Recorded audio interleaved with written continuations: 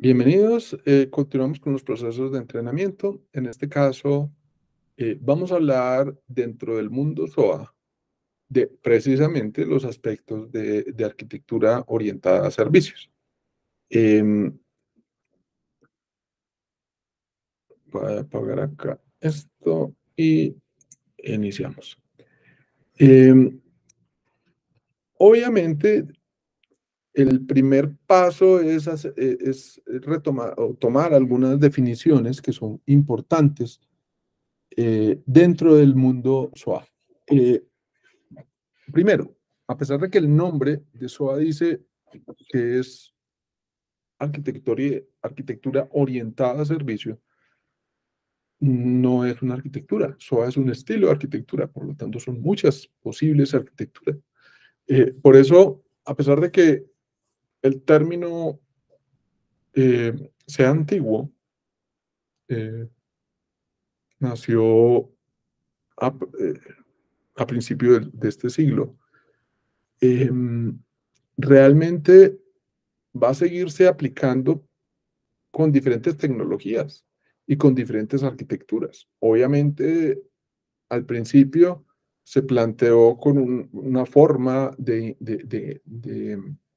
implementar SOA, que eran los servicios SOAP, con, SOAP con P. Es Simple Object Access Protocol. Es un protocolo para exponer no, eh, objetos. O sea, la O no es de orientado, es de objetos. Claramente SOA, siendo un estilo de arquitectura, podía apoyarse o podía plantearle temas, formas de construir a SOAP, por supuesto. SOAP fue importante para lograr ciertos niveles de madurez que a los que se llegaron cuando ya empezamos a utilizar servicios REST, sin ser tampoco muy novedosos, porque pues el REST, venimos hablando de REST desde también principios del siglo XXI. Eh, REST es también otra arquitectura más detallada, pero tampoco se podría decir que es una única arquitectura. Eh, Adicionalmente, uno podría decir, bueno, voy a construir SOA, pero sin REST, voy a construirlo en base a eventos, más una arquitectura centrada en eventos, y es válido. Eh, ¿Qué es lo que es común en todas esas arquitecturas aplicativas más concretas? Eh, la palabra servicio. Eh, SOA es un estilo de arquitectura en donde el elemento principal es el servicio. Un estilo arquitectónico es un conjunto coordinado de restricciones arquitectónicas que restringe los roles, quién hace qué, o características de los elementos arquitectónicos y las relaciones permitidas entre esos elementos dentro de cualquier arquitectura que se ajuste a un estilo. Es la definición tradicional de qué es una arquitectura, que seguramente todos la conocen, la típica de OSI. Son los elementos de un sistema, la relación entre esos elementos y la relación con el entorno. Eh, si tenemos en nuestro caso un servicio, claramente es cuáles son los elementos del servicio, cuáles son las relaciones entre esos elementos y la relación con el contexto, quién usa esos servicios y quién provee esos servicios. Pero ¿qué es un servicio? Un servicio es una capacidad o conjunto de capacidades. Una capacidad, al menos una.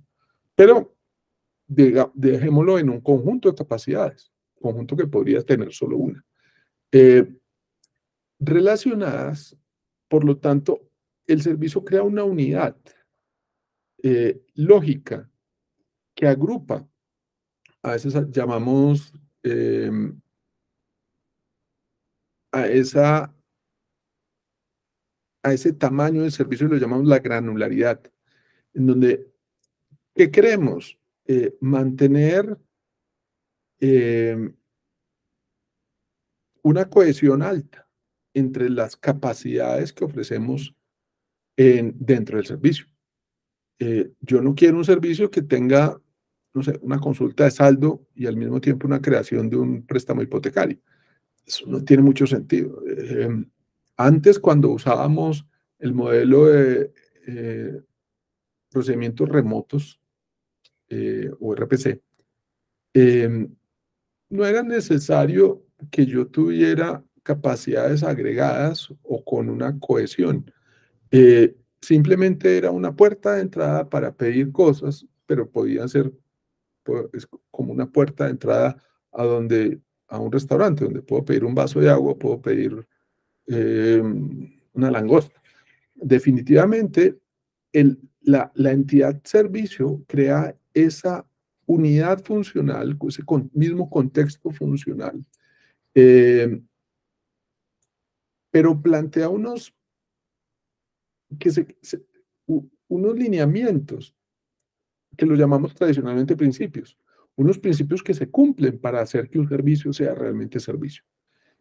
Luego hay una unidad funcional, cumple unos principios definidos y son dispuestas para que sean usadas.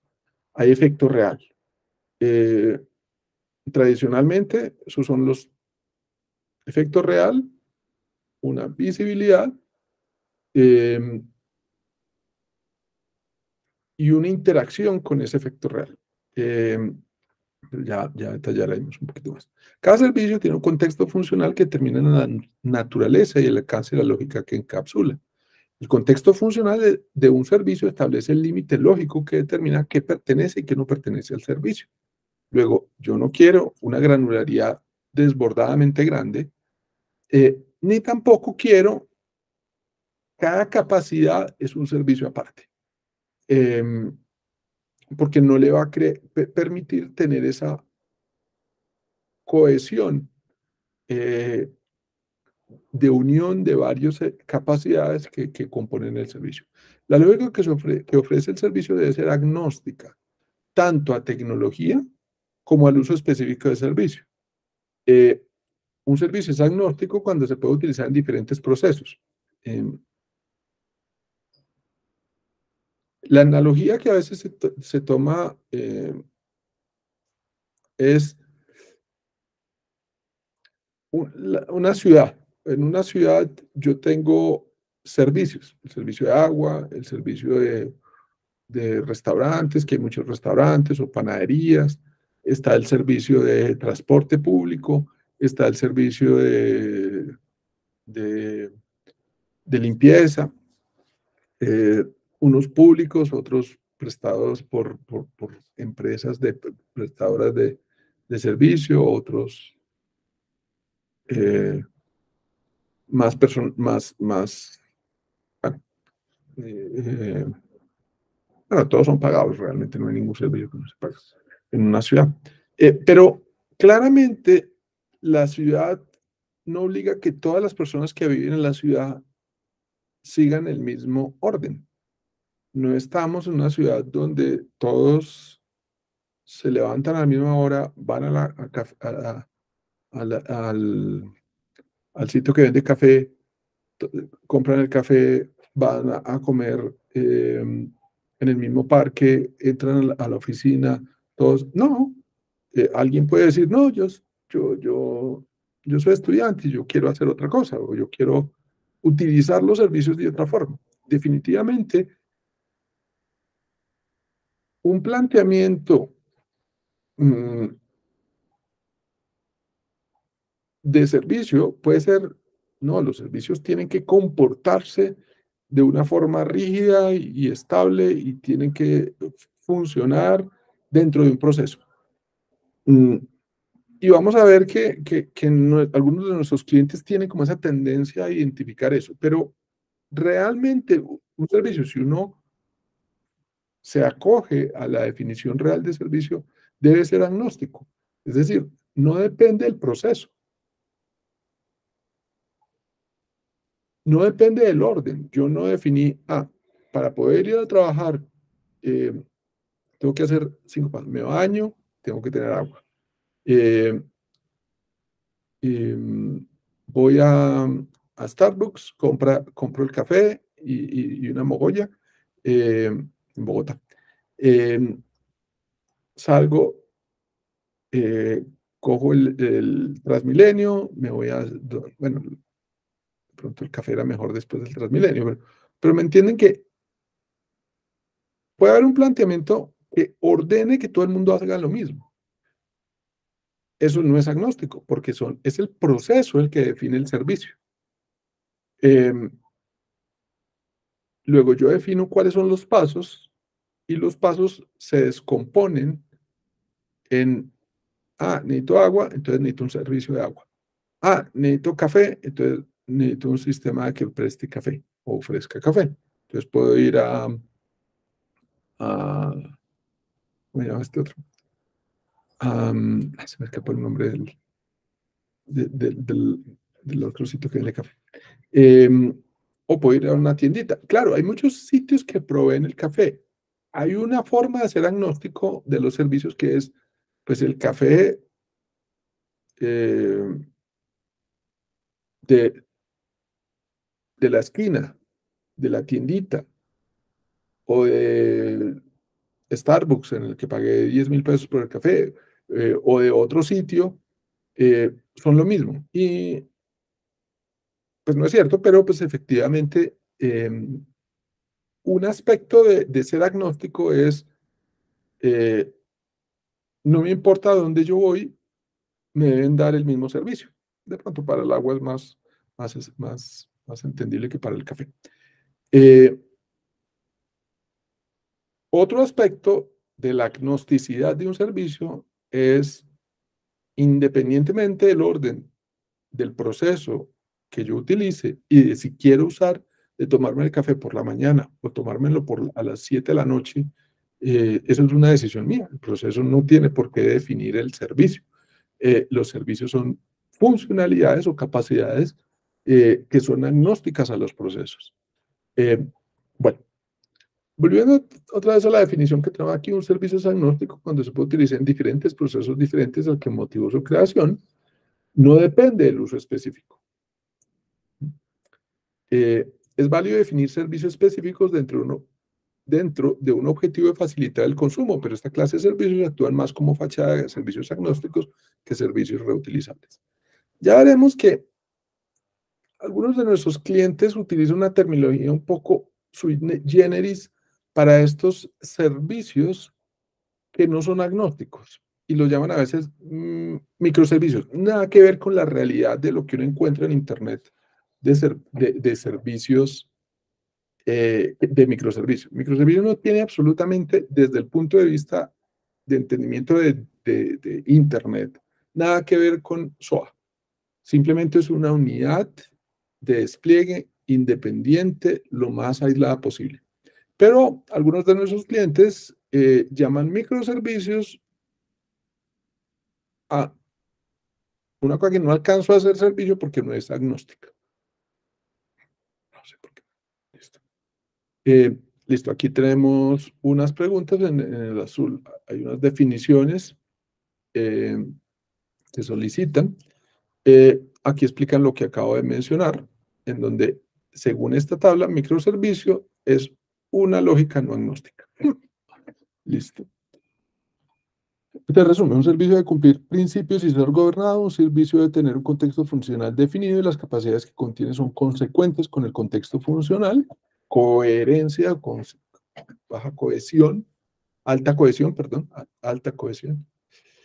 Y evaluar capacidades agnósticas y específicas al uso del servicio. Listo. Hablemos del modelo operativo de servicio. ¿Cómo me invento un servicio? ¿Cómo construyo un servicio? ¿Cómo uso un servicio? Podríamos también llamarlo el ciclo de vida del servicio, pero algunos de nuestros clientes lo utilizan más el término modelo de operación, operativo del servicio. Es discutible, pero vamos a seguir este orden.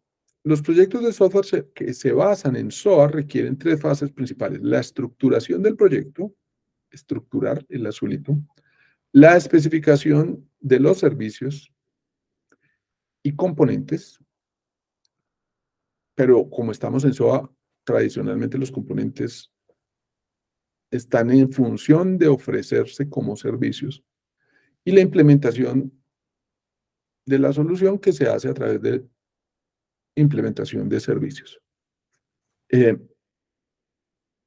Cada una de estas fases, estructuración, especificación e implementación, tienen los entregables que aparecen en esta gráfica.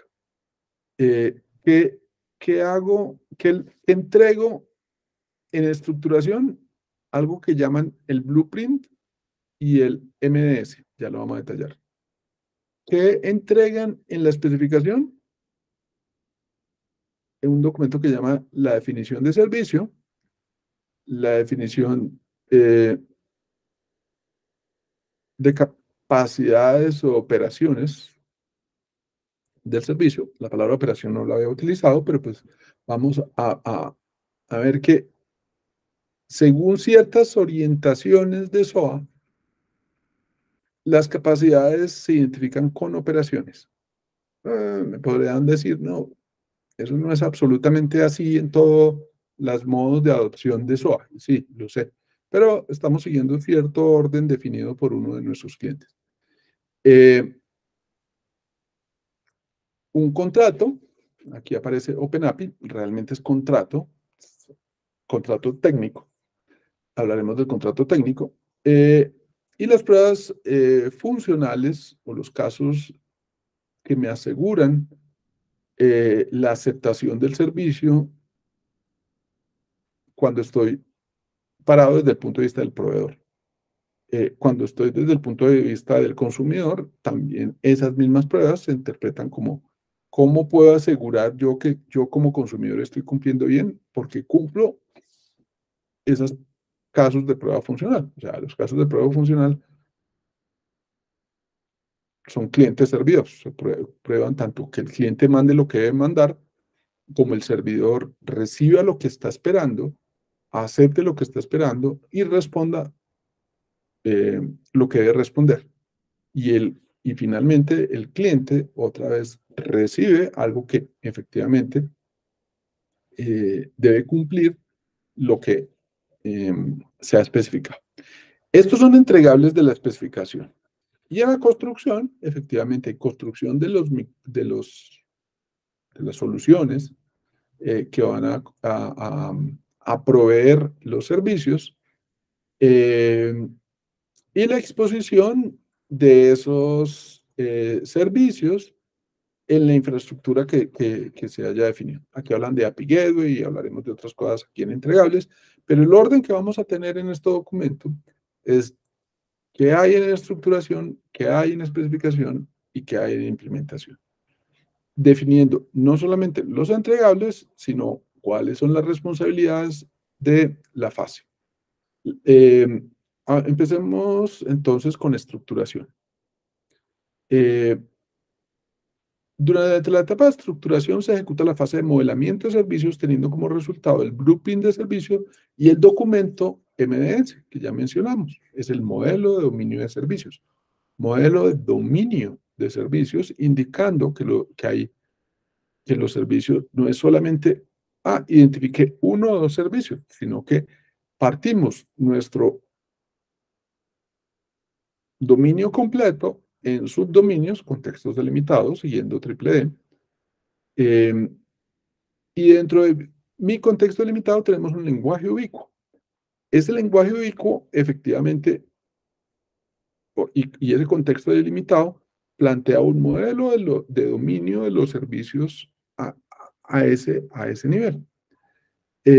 Evidentemente, cuando hablemos de servicios, no solamente estamos pensando en el proveedor.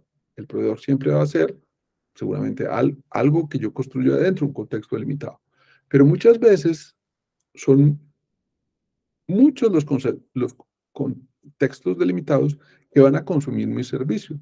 Luego, yo planteo un dominio que tiene una visibilidad hacia los demás dominios con unas relaciones entre contextos delimitados que siguen ciertos patrones que Triple D también ha definido. Pero por ahora, como estamos en la terminología de SOA y arquitectura, de estilo de arquitectura SOA, vamos a continuar con este orden. La estructuración de proyecto, como se dan cuenta aquí, no es estructuración de servicios, sino un proyecto, y el proyecto es una sombrilla que tiene por dentro eventualmente uno o varios dominios, y cada uno de esos dominios va a definir los servicios que voy a definir dentro de mi estructuración. Luego, el resultado de la estructuración entrega solo un MDS. No, puede entregar varios, porque yo identifico varios dominios de servicio. Durante la etapa de estructuración de proyectos es común utilizar metodologías y buenas prácticas para identificar los servicios que requieren construir para lograr los objetivos del proyecto. Se ejecuta la fase de modelamiento de servicios, la cual tiene como finalidad 1, identificar, 2, describir, 3, especificar los servicios. Claramente la especificación detallada viene acá, pero aquí cuando estamos hablando de la especificación es más de la especificación del dominio. Ya identificaré. El análisis que se hace en la etapa de estructuración conteniendo el blueprint de servicios se debe escribir en el documento MS.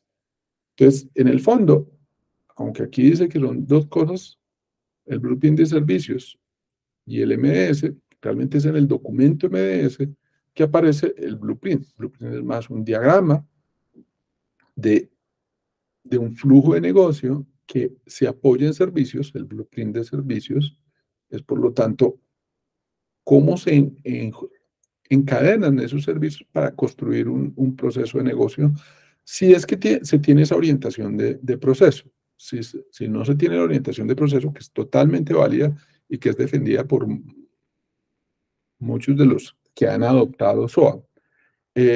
Realmente el blueprint de servicio es solamente un caso de uso de los servicios, pero no es la única ni es fundamental para la identificación de los servicios. En nuestro cliente, en cambio, sí, el blueprint de servicios se plantea con un alcance un poco más restrictivo. El blueprint de servicios es un documento que describe la arquitectura de servicios que utilizará el proyecto. Este documento proporciona una visión general del proyecto, incluyendo los servicios que se utilizarán, sus interacciones y interacciones que se utilizan para acceder a ellos. El blueprint de servicios es importante porque ayuda a garantizar que el proyecto se desarrolle de forma organizada, estructurada y que los servicios se integren de manera efectiva y eficiente. También es útil para la documentación y el mantenimiento del proyecto, ya que permite comprender la estructura y la arquitectura de los servicios en el futuro. Esto puede ir en contra un poco del agilismo, sí, un poco, pero realmente es un orden que a algunos de los clientes les gusta adoptar para que haya un orden y no una aparición desordenada de servicios sin un lineamiento más estratégico. O sea, la estructuración busca crear un orden global dentro de algo que nace particular, pero que se le quiere dar esa orientación más amplia. Listo. Como dice acá, retomamos el dibujo de ahí arriba, hay unas responsabilidades. Vamos a identificar primero los actores que participan y después llegaremos a las responsabilidades. Actores: el dueño del producto, el analista SOA, ese es el que más nos interesa. En esta etapa de estructuración, el analista SOA ejecuta un rol de funcional enfocado en el análisis orientado a identificar y modelar los servicios y proporciona experiencia en la definición de servicios candidatos, capacidades de servicio candidatas y composiciones de servicio candidatas. Entonces, ¿por qué hablamos de servicios candidatos? Porque en este momento no existen, son candidatos. Y el objetivo de la estructuración es efectivamente identificar los servicios candidatos. Cuando ya se especifican, ya son servicios especificados. Y cuando se construyen ya no son candidatos, ya son servicios. Hay un catálogo de servicios, claro. Y hay un catálogo de servicios candidatos. ¿Cuáles son los servicios que voy a construir? Porque efectivamente uno puede identificar, eh, en mi ciudad yo debería tener un teatro que muestre eh, obras de teatro, listo, pero mi ciudad es tan pequeñita y no lo tiene. O no, yo querría tener 4 estadios, pero solo tengo uno. Eh, claro, hay candidatos y esos candidatos se van a construir en la medida en que los procesos van necesitando esas construcciones. Ahora, el analista SOA es el que hace ese orden. También está el Product Owner, que es quien definió la lista de procesos que quiere ejecutar en el blueprint. El arquitecto que define aspectos técnicos, el líder de componentes, y las responsabilidades de la estructuración que estaban acá, que aquí aparecían 14, vamos a mirarlas. Entender el alcance del proyecto, perfecto, descomponer el proceso de negocio en actividades.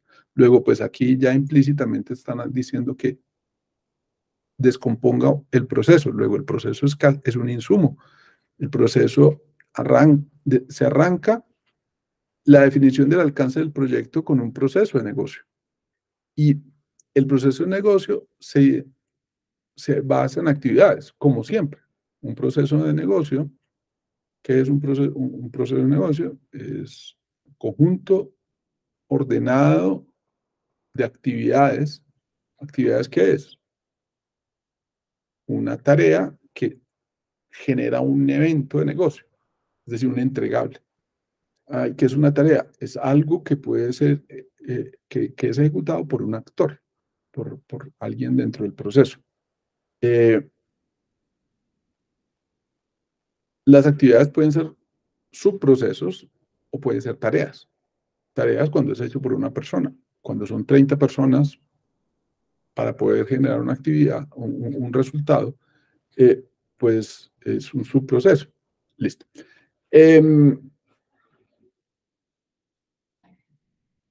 Filtrar las actividades susceptibles de ser entendidas como servicios. Identificar la lógica agnóstica de los servicios identificados. Identificar lógica de proceso específica que no requiere convertirse en agnóstica porque es algo muy propio de este proceso. Aplicar principios de orientación a servicios. Identificar las composiciones, es decir, servicios que se pueden construir en base a otros servicios. Claro, yo puedo identificar, hombre, necesito construir un servicio que consulta de saldo, pero decidieron que cada consulta de saldo me van a cobrar si hago más de 30 consultas al mes. Necesitamos que la consulta de saldo tenga un conteo de cuántas veces se ha hecho. ¿Voy a poner eso dentro del mismo servicio? No, porque no es muy agnóstico. Yo no puedo incluirle a la capacidad consulta de saldo una capacidad que es externa, que no hace parte de eh, de esa unidad funcional, que es contar cuántas veces se ha hecho. Luego es muy probable que yo haga 2 servicios, el servicio de consulta de saldos y el servicio de conteo de invocaciones a un servicio. Y ahí identifico las composiciones. Voy a necesitar un tercer servicio que reciba la solicitud de consulta de saldo y haga las 2 cosas. Contar uno adicional, revisar si ya pasó de las 30, invocar el servicio que toca y dar una respuesta al consumidor. Composiciones sobre los servicios actuales para lograr nuevos servicios. Sobre las capacidades de servicio y servicios candidatos se identifican composiciones que puedan soportar la lógica del proceso de negocio, desde los cuales fueron identificados inicialmente.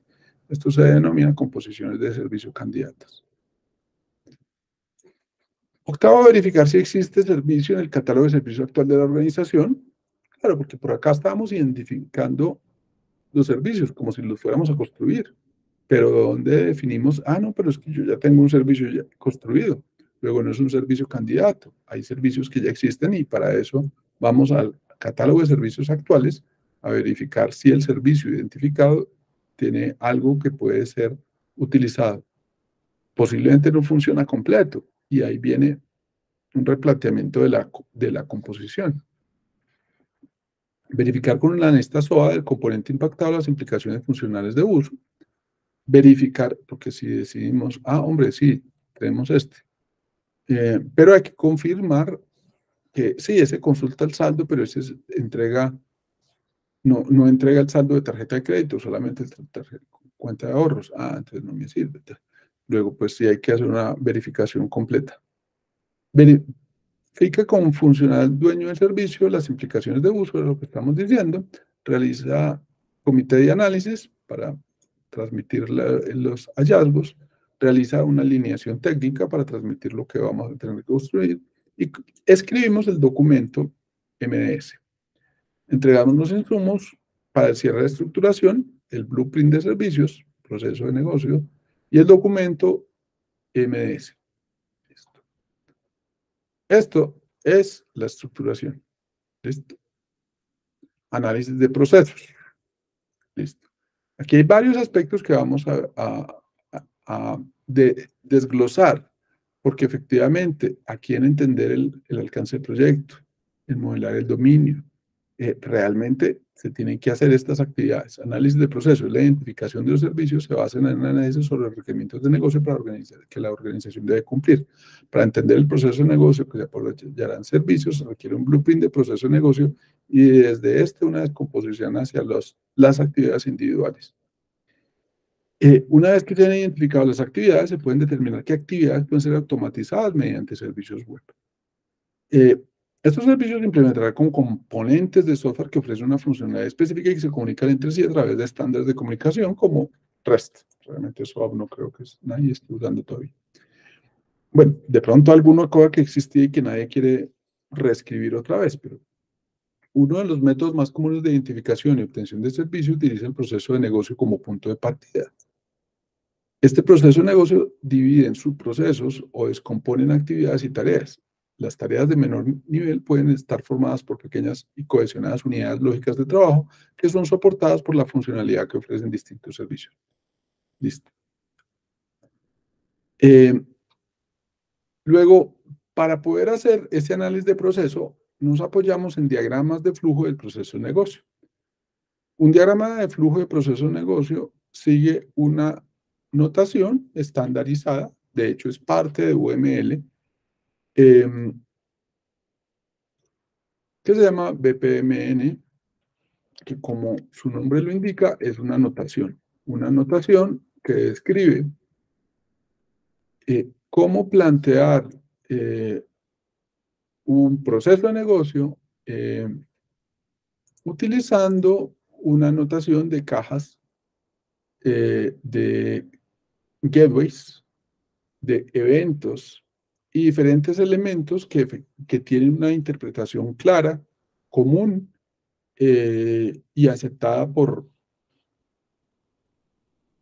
toda la comunidad, de forma que entendamos qué es el proceso de negocio. El objetivo es llegar hasta la identificación de cuáles de estas actividades se convertirán en servicios. Algunas serán actividades manuales. Esas no queremos, no necesitamos que sean servicios.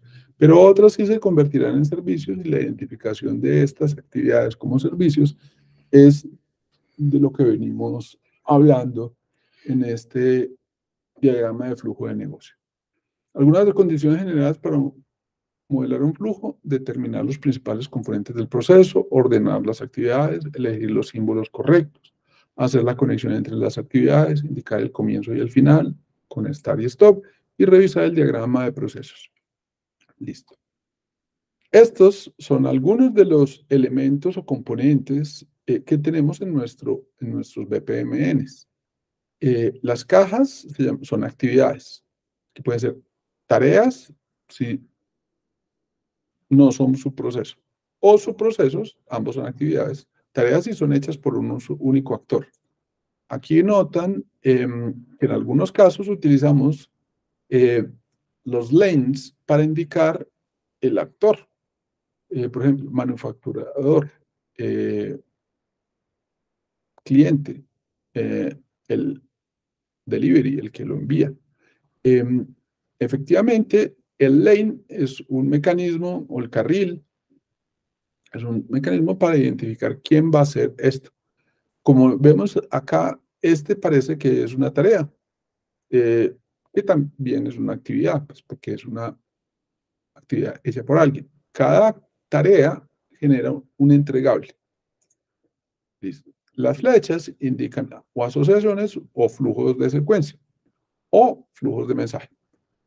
Los círculos indican eventos. El evento de inicio, el evento de fin, que es con una línea gruesa.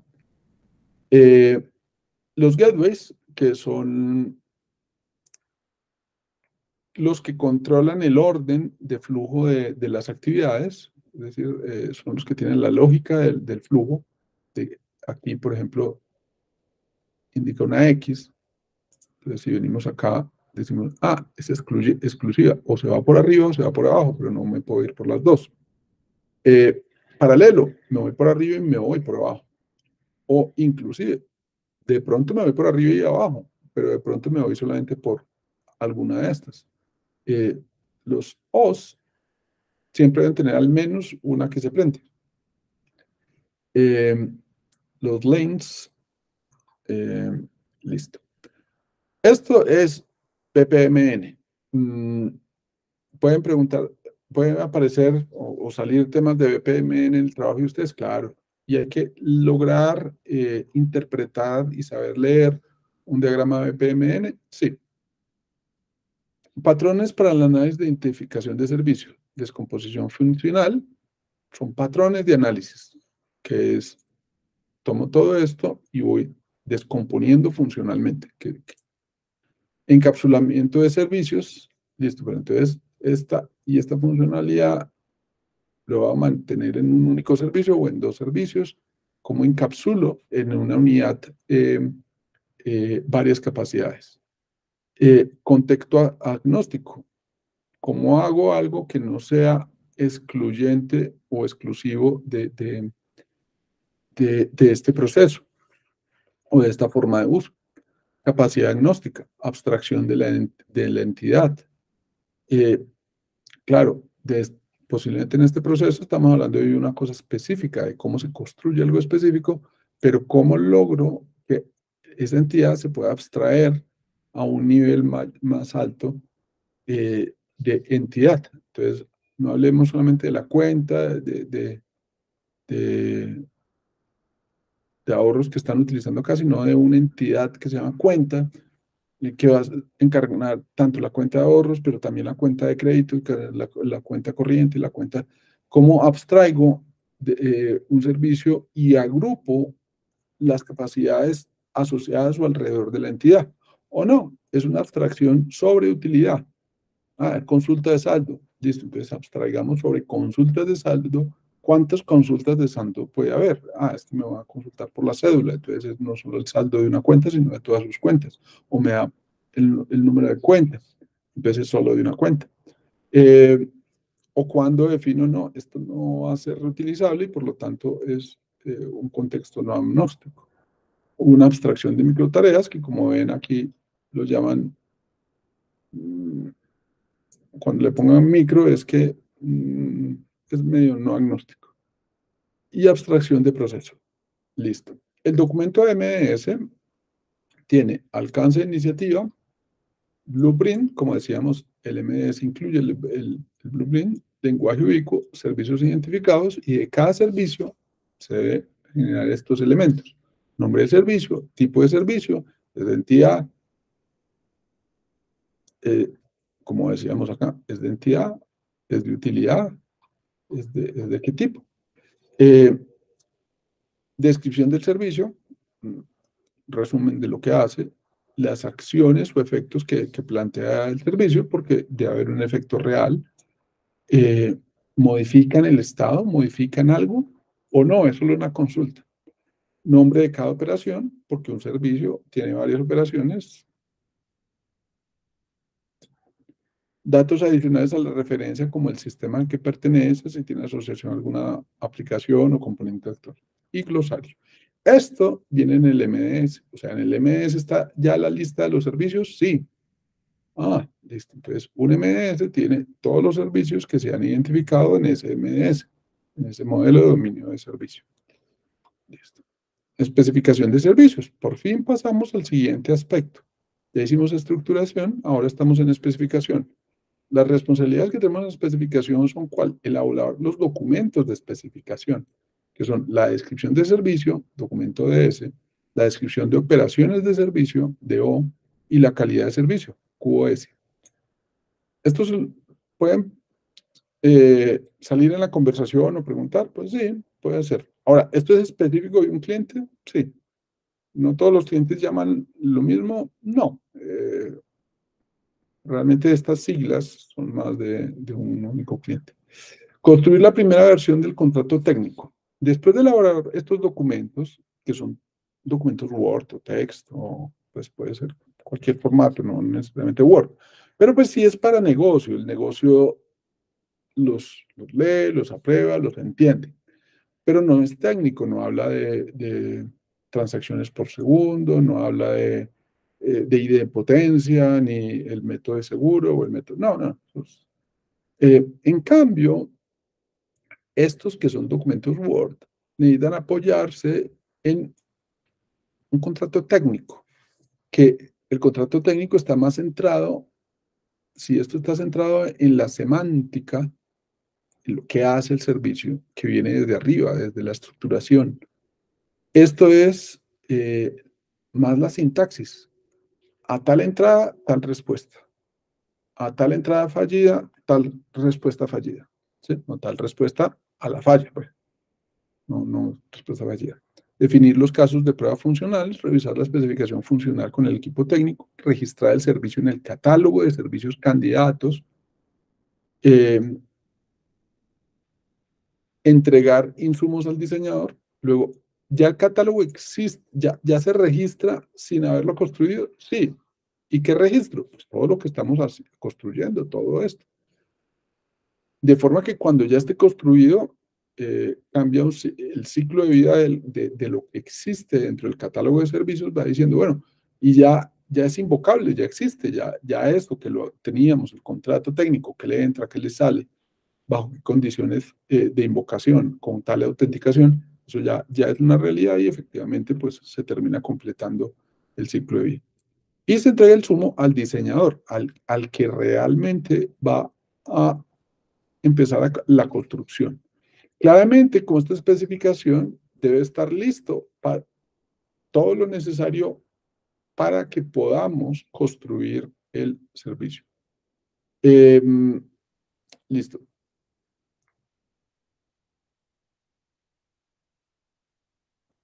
En este momento hablamos de principios OA, que era algo que estamos debiendo desde hace mucho tiempo. Desde por acá, cuando hablábamos, antes de inclusive el modelo operativo, hablábamos de que para que SOA sea SOA, se tienen que, los servicios de SOA, independientemente de la tecnología, hay cosas que son comunes. Uno de ellos es que sigue los principios SOA. Realmente, el por qué está escrito esta parte acá es porque nos quieren recordar el primer principio, que es el contrato estandarizado, y nos van a hablar del contrato estandarizado en 2 segundos.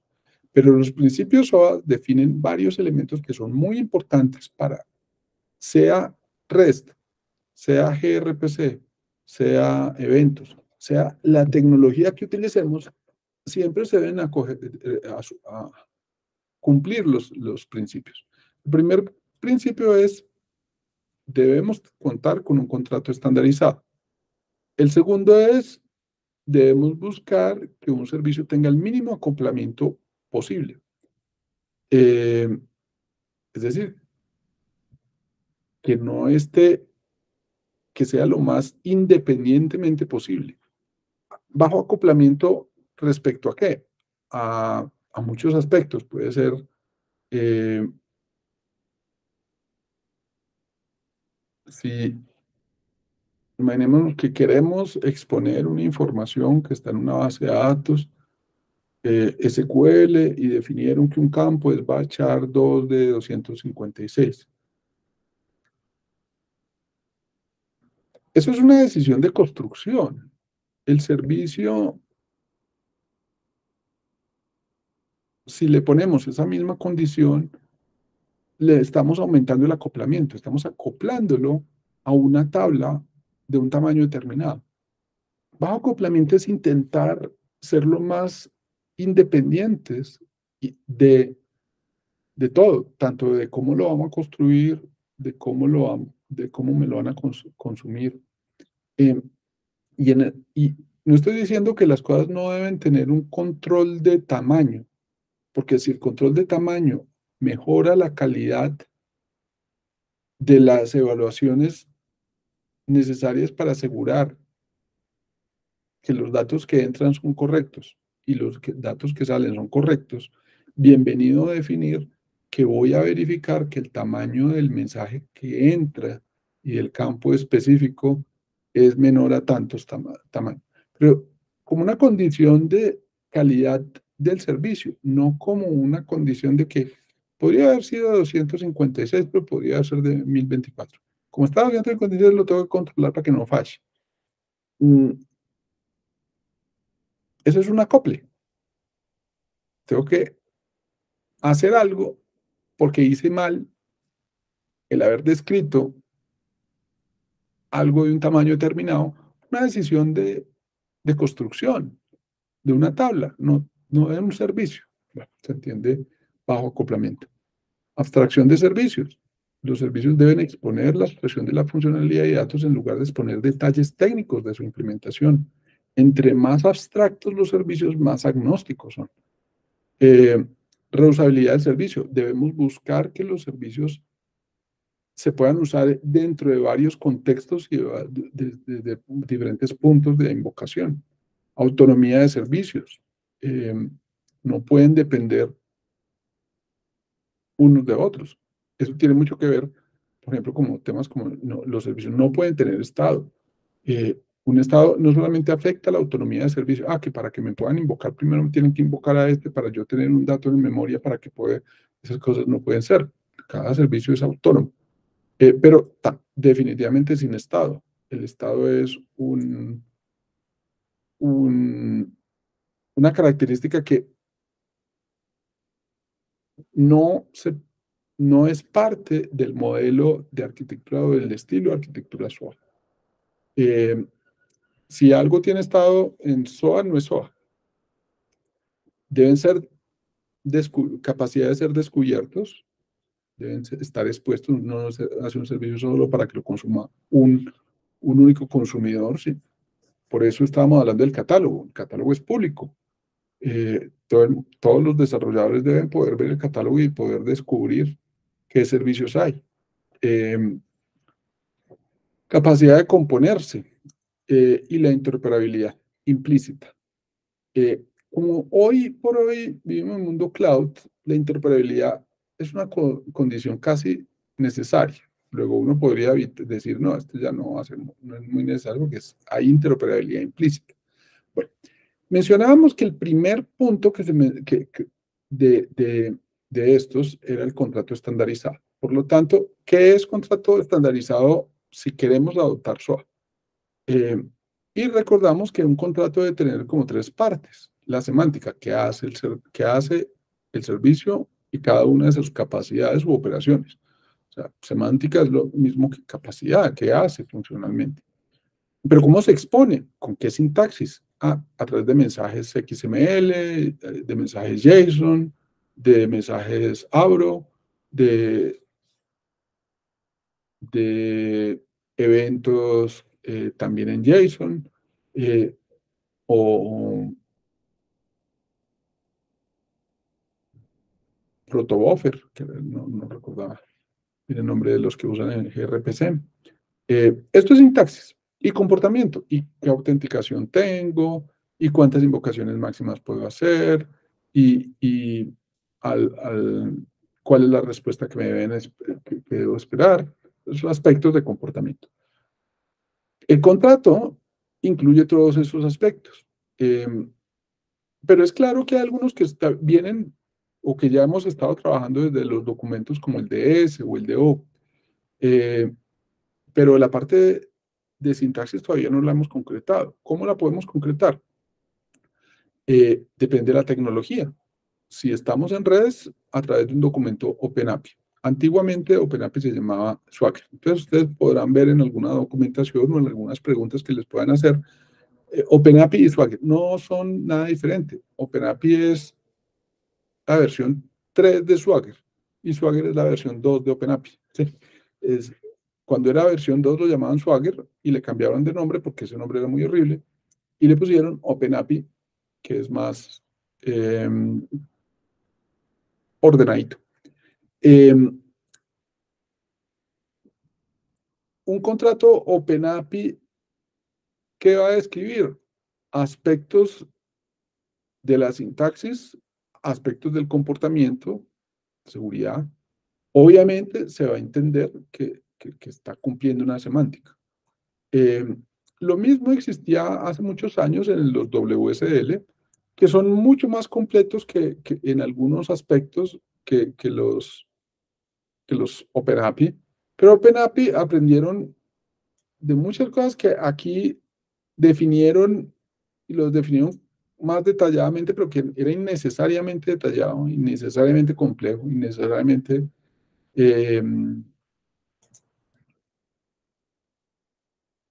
sí, dejémoslo complejo. OpenAPI simplificó algunas cosas, pero extendió otras. Luego es claro que OpenAPI es una evolución de WSL, por supuesto, definitivamente.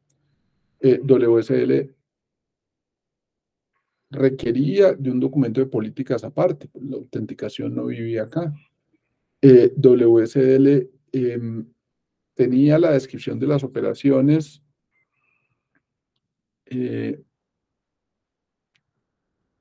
como elementos independientes. OpenAPI, tenemos el path que está asociado al recurso y el recurso tiene verbos o operaciones asociadas a una representación específica dentro del protocolo HTTP. Luego hay ya un conjunto de verbos o de acciones u operaciones o métodos que ya se predefinidos.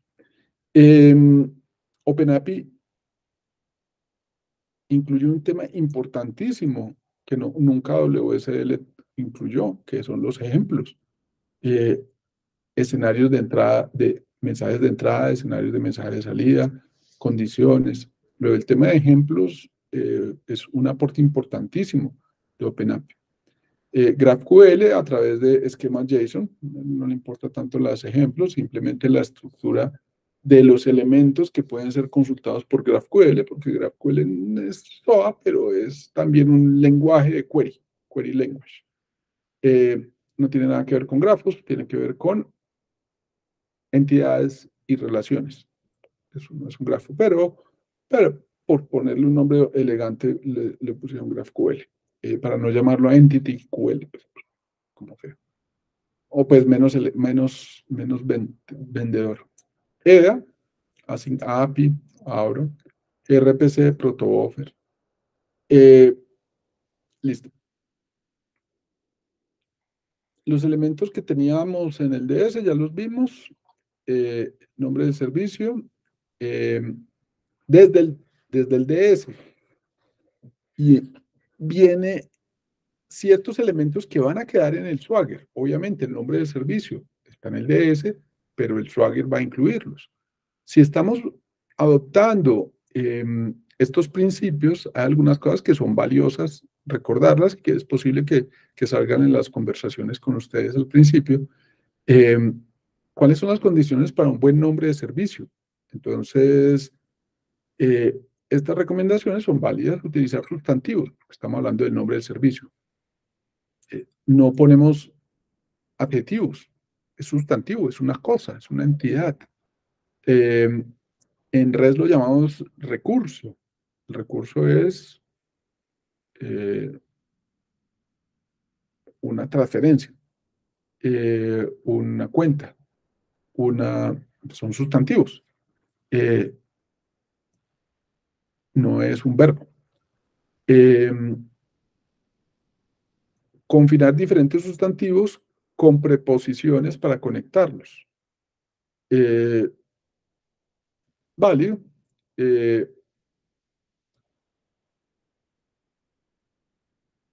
Vamos a ver si hay aquí un ejemplo.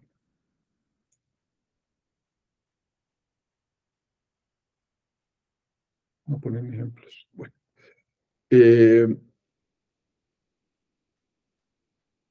Entonces, por ejemplo, cuenta para, no sé, para compras. ¿Sí? Listo. Ahí identifiqué que no es el sustantivo cuenta, que es muy amplio, sino que ya le puse una preposición y otro sustantivo. Podrían ser sustantivos adjetivados. Sí, mientras sean sustantivos, sí. Utilizar un lenguaje común, coherente y estándar en toda la organización, evitar el uso de abreviaturas y siglas que puedan generar confusiones.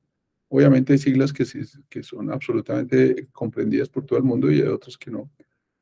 Sí, no hay ningún problema, vivimos en el 2023, nadie tiene que usar letreros de 8 caracteres, eso fue un problema en 1970, pero eso ya ninguno de nosotros estuvo allá. Todos nosotros llegamos cuando programábamos, cualquier cosa puede tener un nombre del tamaño que querramos, por lo tanto, que los nombres sean largos no es problema. No es necesario que las cosas sean tan largas, pero evidentemente no es necesario utilizar abreviaturas que no se entienden, ni solo quitarle las vocales y dejar solo las consonantes. Esas son técnicas que no, anacrónicas. Ubicar el servicio en un contexto determinado y delimitar su dominio para facilitar su identificación, realizar una revisión exhaustiva de los nombres de servicio antes de implementar, para evitar problemas futuros. Esto es puesto como ejemplo, pero realmente mi opinión es, hay que cumplir el lenguaje ubicuo, ¿sí? Como se llamen las cosas. Y en el lenguaje ubicuo debía haber un esfuerzo por nombrar las cosas como se entiende. Evitar utilizar nombres que se superpongan. Esto más o menos, porque efectivamente existe el espacio de nombres. Un espacio de nombres, no, los nombres tienen apellidos. Entonces, claro, Jaimes hay muchos, pero pues que tengan el mismo apellido son menos. Y si tienen los dos apellidos, menos de menos. Luego, el espacio de nombres efectivamente es algo que dentro del contexto delimitado, que de pronto puedan aparecer dos entidades que tienen el mismo nombre. Ahora, que en dos contextos delimitados usan el mismo nombre es lo normal. El espacio de nombres es una separación para poder reutilizar un nombre dentro de un contexto diferente. Es una terminología muy de la época de XML. Casi no se usan XML, ya casi no se ven, pero el término sigue existiendo y es posible que salga alguna pregunta por ahí.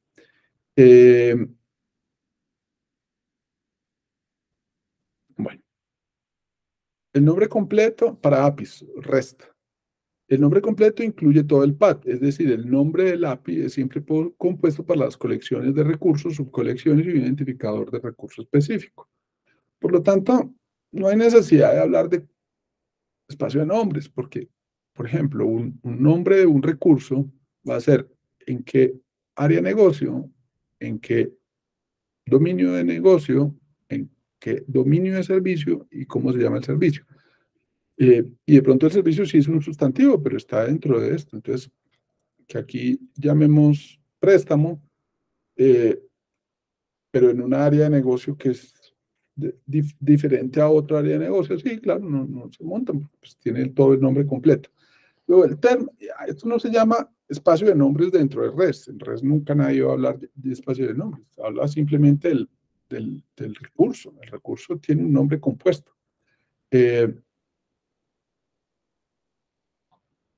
Listo. Las operaciones. Las operaciones son las acciones. Por lo tanto, si el estilo de arquitectura que se adopta REST, hay una adopción de un conjunto de métodos que definen el patrón CRUD sobre la entidad asociada. En este caso, se adopta la representación que propone el protocolo. O sea, POST es creación, GET es consultar. Y uno no se sale de eso. Que no hay la acción que yo quiero. Claro, REST permite construir acciones, pero la base es el patrón CRUD, que si no me cuadra, yo puedo utilizar post sobre acciones o get sobre acciones. Claro, evidentemente puede haber extensiones para incorporar el tema de acciones adicionales. Pero sobre esta base, uno no arranca desconociendo esto y inventándose acciones desde el principio. Si es GraphQL, la definición de operación está delegada al lenguaje GraphQL. Como su nombre lo indica, es un query language sobre entidades. O sea, en GraphQL